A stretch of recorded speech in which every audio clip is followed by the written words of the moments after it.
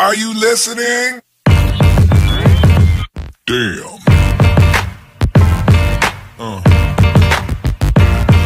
Yeah.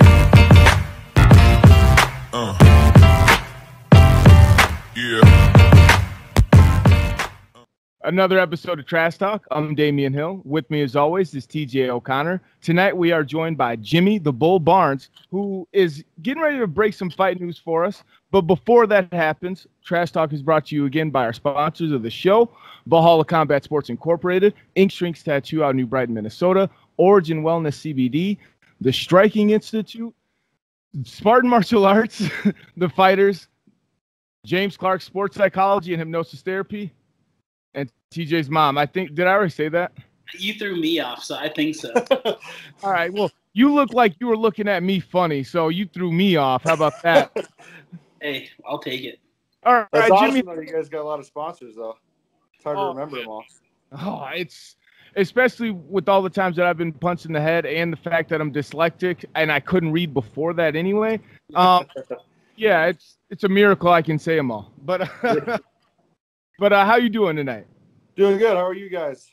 I'm doing good. I'm excited to hear the fight news that you got. Before we actually reveal when it's going down and all of that, what style of fighting is it, and how did it come to be?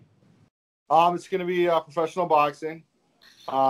Stepping back into the ring. I've been training boxing ever since my last bout, so I mean I've been strictly boxing since.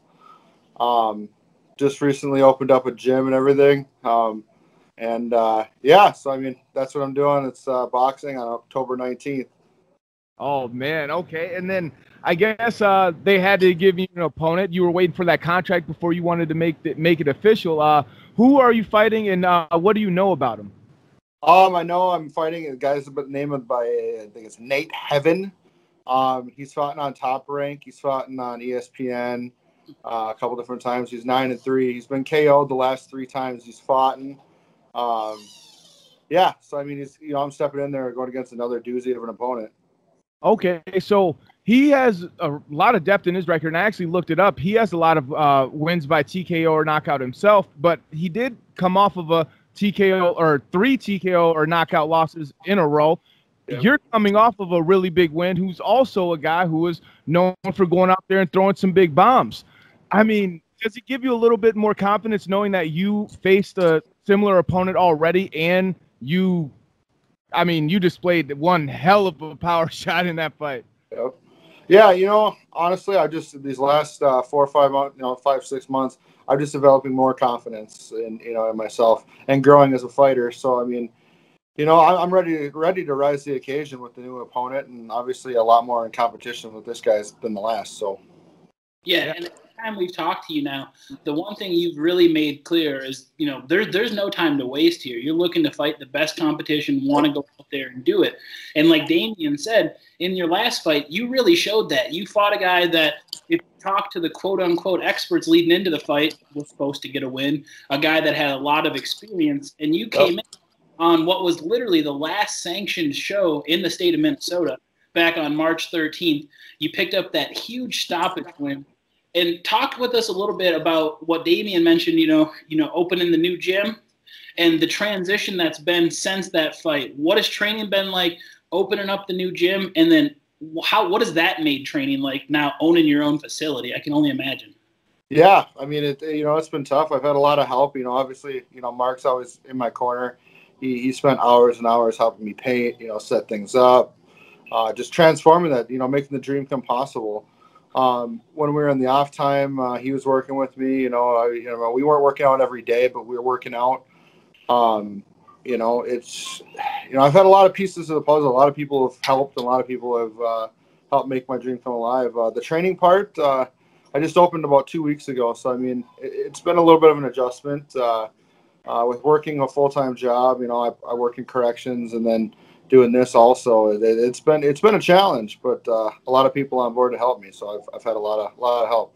Just brought a guy by the name of Oscar Ariola on. He's a very gifted boxer. He's been helping out with the program. I got my coaches, Mike McKean. So I mean, I got a lot of good people in my corner. So Man, yeah, that's great to hear that you have such a great support system. I mean, and we know some of those guys, but I mean, I'm interested in meeting a lot of the other ones too. I mean, so with all of this going on, and I mean, the kids, the family, full-time job, the training, and opening up your own gym.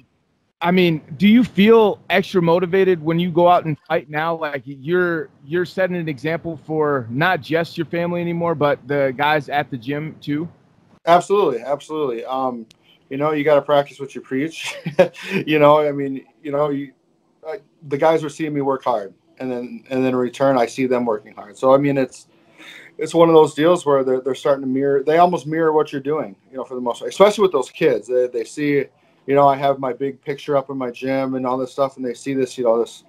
Oh, he's a big fighter guy and all this stuff. I want to be like him and all that stuff. You know, it's rewarding, but it also comes with a lot of responsibility also. Yeah, I mean that's okay.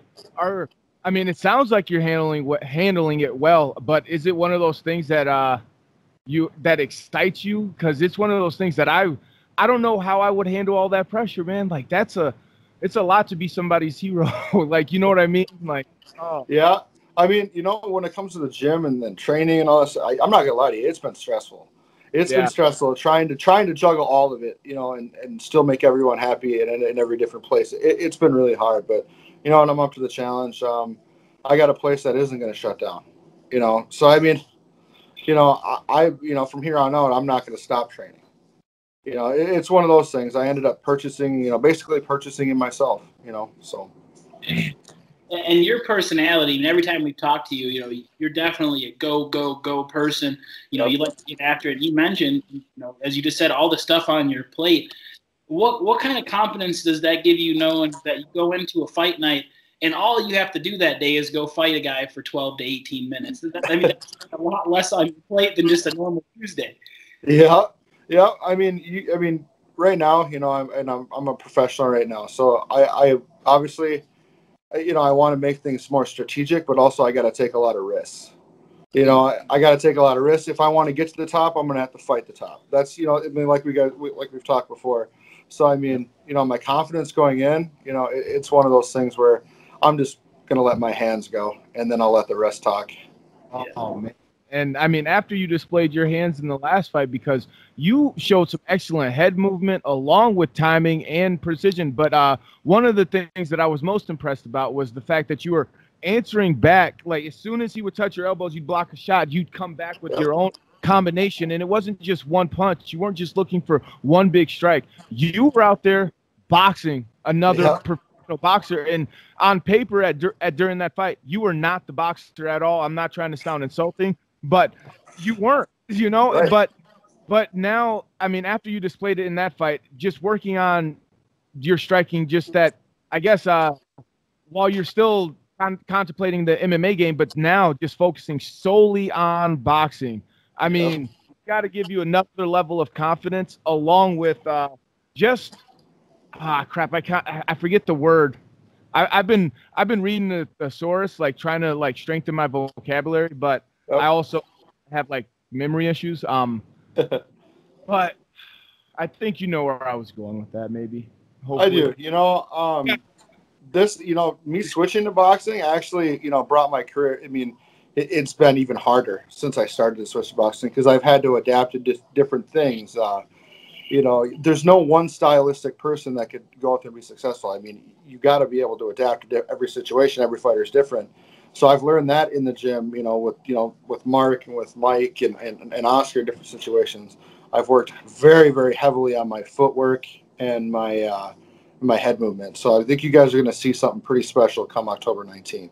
Oh, hell yeah. Yeah, and I like the way you worded that because that was actually a perfect transition into my next question is, you know, when Damian was mentioning, you know, on your last fight, you know, you're not the quote unquote boxer, but you showed those abilities. And if anybody has any, you know, knowledge whatsoever and uses the internet, they're going to find out your wrestling background, your jiu-jitsu background, and that you're an MMA fighter with, you know, very good grappling. You know, even in your MMA fight, you won by knockout, but everybody knew about your grappling. Does that give extra motivation to work harder and try to prove to these guys who think, oh, he's a wrestler, this is an easy fight for us to take? You know, look at your opponent and you say, oh, he's lost the last couple of fights. he's probably looking at this and going, well, this guy's a wrestler. Does that give you more motivation knowing I'm going to go in here, I'm going to box you up, and I'm going to prove who the fighter is? That's right. And that's one of the big things I did this last fight. Even Mark had said it. I haven't had a chance to let my hands go. Or you guys, in any of my fights, I don't think you guys have seen me let my hands go. I mean, the Mahmoud fight, I barely threw a punch. The Tommy fight, I was throwing at, I don't know what I was throwing at. But, there's just been the last couple of fights I haven't let it go. And then finally I was able to, release my mind and let it go. And I had something to prove that last fight. A lot of people told me you can't. A lot of people, you ain't going to win. You're going to lose. You're just going to embarrass yourself. Why are you doing this? You're just doing it for a paycheck. And I'm like, all right, let's see. Let's see what happens here. Let's see what happens here. And I'm going to shock the world, and I'm going to continue to shock the world. That's my goal. I'm trying to get better every day, but ultimately, I want to continue shocking you guys. Yeah, you gotta love that criticism, and I'm sorry, Davey, but I love when people try to count you out and you feed off of that. But one of the funniest things I always hear, and people use it as an insult, which cracks me up, is when they say, you're only doing that for a paycheck, and it's like, yeah, why are you going to work, Tim? I mean, obviously, you go to work to get a damn paycheck too. I'm gonna go fight this guy. Obviously, I'm gonna get a paycheck. I'm a professional, but I mean, that's all. I don't think I have a question, but that just cracks me up when people do that shit. I do think it is kind of funny that people do bring that up, like you're just for the paycheck. Like, I mean, yeah, you're not gonna do it. They're gonna talk shit if you're doing it for free. Come on. But anyway, so silly. People watch. How are we gonna be able to see? Because it is going down in Florida. I definitely want to be able to watch this fight. I mean, I want to see you shock the world again. Yeah. Yeah, and what the awesome thing is I don't think there's going to be a fight that I'm going to go into this year or in the next 3 to 5 years that I continue doing this, where I'm going to be the one that's in favor. Honestly, I love it, and I don't care. I just want to go out there and compete with the best in the world. And I've had some opportunities, before this fight offer and stuff that my team, said, oh, we should do a different stylistic matchup, whatever, which is understandable. I got to listen to my team in that realm. But I'm here to have fun and to let these hands go. When it comes to the streaming, I don't know what they're going to have. I know it's a dark show down there. I don't think it's a TV show, but I'll have one of my guys stream it off of my page. Oh, hell yeah, because I'll be watching, and we're going to have you on again as the fight gets closer and closer, just to keep it in everybody's ear, because don't forget, you guys, this is going to be big. It's one of those things, like, everyone's expecting that nothing to be going on because nothing else really is going on except for the bigger name shows and things like that. But I mean, the fact that you got to fight out in Florida, 12th, I forgot. October 19th. August. Oh my God. See, and what's really nice is I pretty much signed. I'll be fighting 2 or 3 times before the end of the year for this promotion, so I should be, with everything going well, I should have probably 2 or 3 fights before the year's out. So. Oh, hell yeah. Oh, man, I can't wait. So I love it. And that's one of the things that, stepping up, fighting these top prospects, that's what it's going to do, is get you more opportunities. Yep. Promoters love a guy that's willing to step up and scrap. And mentality, especially, I mean, well, let's call a spade in the sport of boxing. Guys will handpick their first 10, 15 fights. So hearing you say, no, give me the toughest guys right off the bat. I want to see where I'm at. Yep. I love it. I was talking with, I don't know if you guys know who Colton Warner is. He's in the boxing scene. He's a really good dude.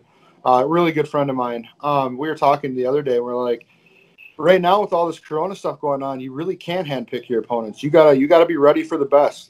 Yeah. If you want to fight, you got to be ready for the best. And and that's our mentality going into it. I'm ready to fight. I'm ready to fight tomorrow. Give me a call. Let's do it. That's one of those things where, but, I understand too. You got to be somewhat strategic about it. I can't just jump at, hey, Barnes, you want to go against Lennox Lewis tomorrow? Nah, I'm good. Maybe in a year. Get a good paycheck. Oh, yeah. Paychecks, but okay. So okay, before we start to wrap this up, Jimmy, it's sponsors, teammates, family, friends, anybody you like to thank. You know how we like to do. Platform is yours, sir. Yeah, all the sponsors that have stuck with me, you guys know who you are. my coaches, Mark, guy that's been helping me also is one of my new coaches. Oscar, he's really good. Mike McKean, just everyone that's been a part of this journey. I'm not only in this just for me to gain, headway. I'm here to motivate other people also as well. I mean, I was 375 pounds, 2 years ago and wasn't able to compete. I'm here to change lives and to hopefully change others to pursue their dreams. So. Hell yeah, man. I love it. And I can't wait to see you perform, sir. People watching this video, like this video, subscribe to Trash Talk with Damian and TJ. Don't be a hoe.